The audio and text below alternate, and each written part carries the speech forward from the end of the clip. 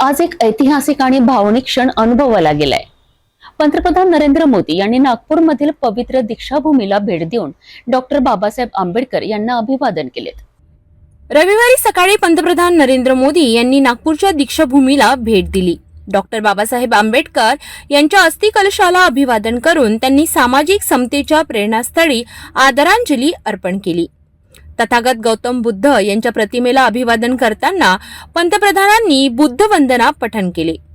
दीक्षाभूमी स्मारक समितीचे अध्यक्ष भंते सुरेई ससाई आणि सचिव डॉक्टर राजेंद्र दादासाहेब गवई यांनी पंतप्रधानांचे स्वागत केले।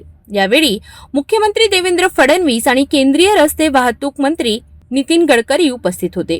प्रधानमंत्री मोदींनी अभिप्राय नोंदवहीत आपल्या भावना व्यक्त करताना नमूद केले की डॉक्टर बाबासाहेब आंबेडकर यांच्या सामाजिक समता, समानता आणि न्यायाच्या तत्वांचा अनुभव येथे येतो।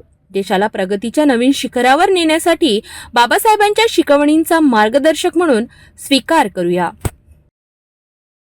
डॉक्टर बाबासाहेब आंबेडकर यांच्या पवित्र स्मृतींना अभिवादन करण्यासाठी पंतप्रधान नरेंद्र मोदींची ही भेट देशभरात चर्चेचा विषय ठरली आहे।